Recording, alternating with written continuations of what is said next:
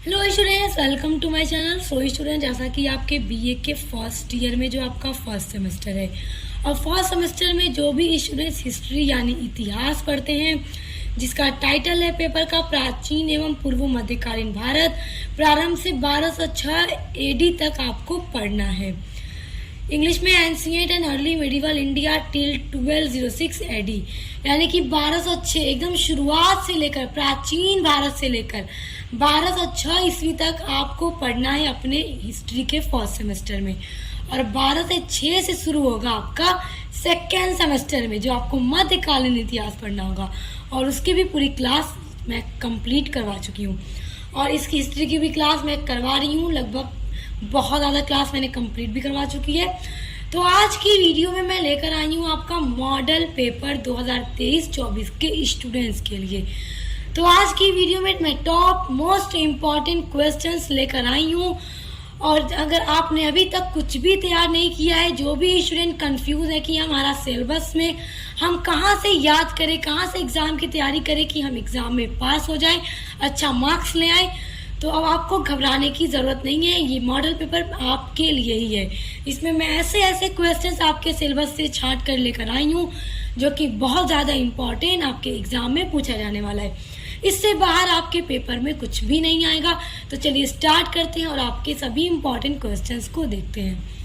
देखिए, आपके पेपर में जो सेक्शन ए होता है, सेक्शन ए में आपको दिया जाता है अति लघु उत्तरीय प्रश्न, जिसमें आपको 10 प्रश्न दिए जाते हैं और हर एक प्रश्न का उत्तर आपको 50 शब्दों में देना होता है और हर एक प्रश्न करने पर आपको 2 नंबर दिए जाते हैं। तो 10 प्रश्न अगर आप सही से लिखेंगे, उत्तर देंगे, तो आपको पूरे 20 नंबर मिलेंगे।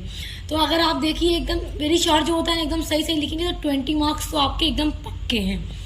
देखिए, पहला है आपका वैदिक कालीन नारियों की स्थिति पर प्रकाश डालिए। वैदिक काल में नारियों की स्थिति कैसी थी? तो देखिए, वैदिक काल में जो पूर्व वैदिक काल था उसमें नारियों की जो कंडीशन थी उस समाज में बहुत ज़्यादा अच्छी थी और स्त्रियां शिक्षा भी ग्रहण करती थी और स्त्रियों का बहुत ज़्यादा सम्मान भी किया जाता था। लेकिन जब उत्तर वैदिक काल की शुरुआत हुई तो उसमें नारियों की जो स्थिति थी, जो सम्मान था, पूर्व वैदिक काल के अपेक्षा थोड़ा कम हो गया था। तो आपको इसी तरह से वेरी शॉर्ट में लिखना होगा। ये सब कुछ मैं पूरा कंप्लीट करवा चुकी हूँ, पूरी क्लास में करवा चुकी हूँ। अगर आप डिटेल में पढ़ना चाहते हैं तो हर एक उत्तर आपको मेरे चैनल पर मिलेगा। मैं इसी वीडियो के डिस्क्रिप्शन बॉक्स में आपको एक लिंक दूंगी, आप उस लिंक को ओपन करके पूरा पढ़ सकते हैं। दूसरा आपका इम्पोर्टेंट क्वेश्चन है प्राचीन भारतीय इतिहास के स्रोतों का वर्णन करो। इसके बारे में भी मैं पूरा करवा चुकी हूँ। तो प्राचीन इतिहास का जो स्रोत है वो 2 तरह से मिलता है, एक तो साहित्यिक स्रोत और जो दूसरा स्रोत होता है वो होता है पुरातात्विक स्रोत। तो उसके बारे में भी मैं पढ़ा चुकी हूँ। देखिए, तीसरा इम्पोर्टेंट क्वेश्चन है सिंधु घाटी सभ्यता। सिंधु घाटी सभ्यता के ऊपर एक वीडियो अपलोड कर चुकी हूँ जिसमें सब कुछ एकदम क्लियर करा दिया मैंने आपका। चौथा टॉपिक है महाकाव्य। देखिए, महाकाव्य क्या होता है? जैसे कि वैदिक काल में 4 वेद लिखे गए थे, ऋग्वेद, यजुर्वेद, सामवेद, अथर्ववेद। तो ये सभी महाकाव्य ही हैं जिससे हमें वैदिक काल की स्थिति के बारे में पता चलता है, वैदिक काल के बारे में पूरी जानकारी मिलती है। उसके अलावा महाभारत भी और रामायण भी एक महाकाव्य ही है। उसके बाद आपका 5वां इम्पोर्टेंट क्वेश्चन है संस्कार से आप क्या समझते हैं। अगला आपका क्वेश्चन है पूरा पाषाण काल के मानव का भोजन कैसा था। तो देखिए, पूरा पाषाण काल के ऊपर मैं पूरी वीडियो अपलोड कर चुकी हूँ।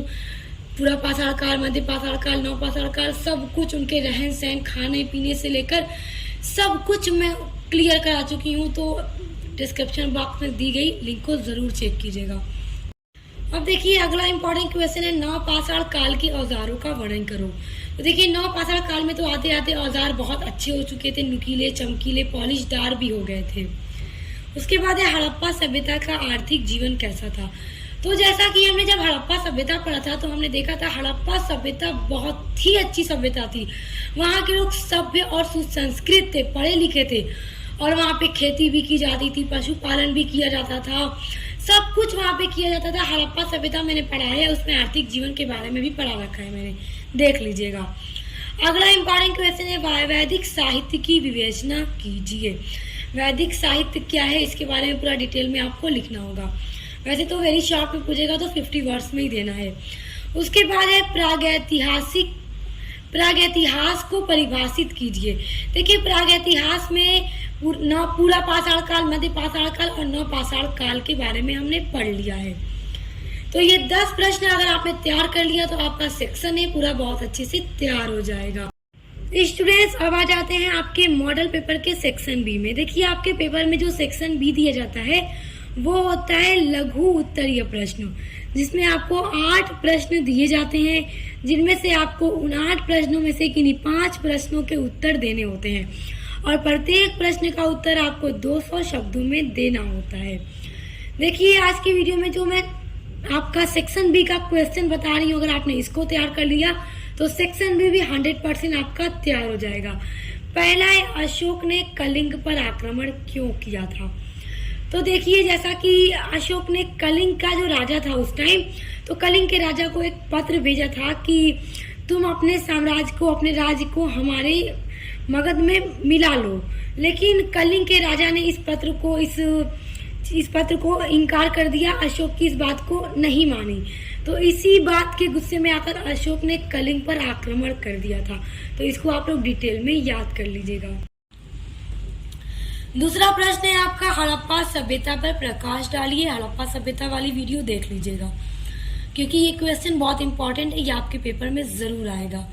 उसके बाद तीसरा प्रश्न है आपका चंद्रगुप्त मौर्य के जनहित के कार्यों पर प्रकाश डालिए।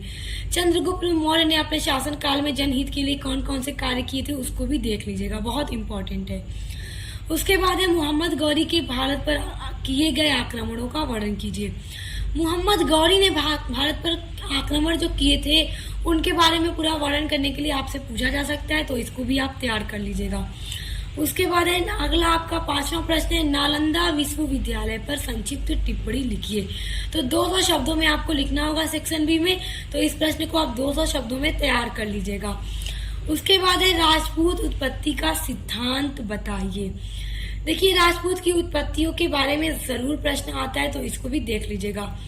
अगला है चंद्रगुप्त द्वितीय के शासन काल में फाहियान के यात्रा विवरण के क्या प्रकाश पड़ता है।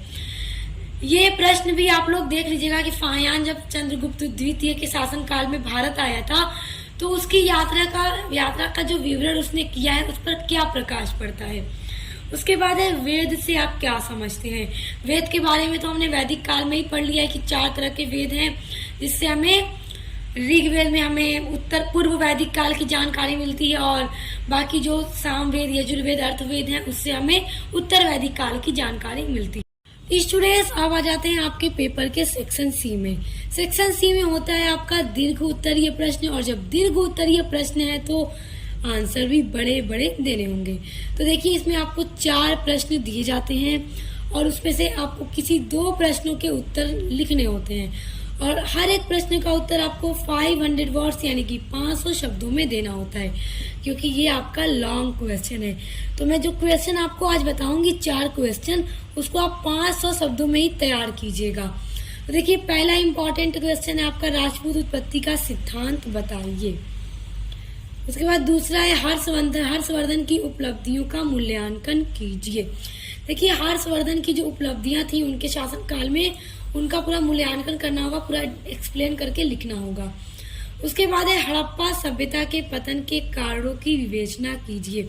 हमने हड़प्पा सभ्यता को जब पढ़ा तो उसके पतन के कारण भी पढ़े हैं उसमें, तो देख लीजिएगा। उसके बाद देखिए अगला है भारत में सामंतवाद के उदय पर टिप्पणी लिखिए।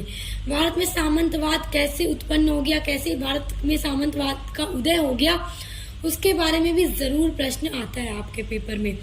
तो आज की वीडियो में मैंने आपके सेक्शन ए, बी एंड सी के जितने भी इम्पोर्टेंट क्वेश्चन बताए हैं, अगर आपने इतने प्रश्न तैयार कर लिए, अगर आपने कुछ भी नहीं पढ़ा है, इतने प्रश्नों के उत्तर आपने एकदम अच्छे से तैयार कर लिए, तो समझ लीजिए आपका पेपर बहुत अच्छा जाएगा और आप बहुत अच्छे मार्क्स भी लेकर आएंगे। और आपको सभी प्रश्नों के उत्तर अगर चाहिए तो इसी वीडियो के डिस्क्रिप्शन बॉक्स में दी गई लिंक को ओपन करके इन सभी के उत्तर को आप डिटेल में पढ़ सकते हैं। तो अब मिलते हैं नेक्स्ट वीडियो के साथ।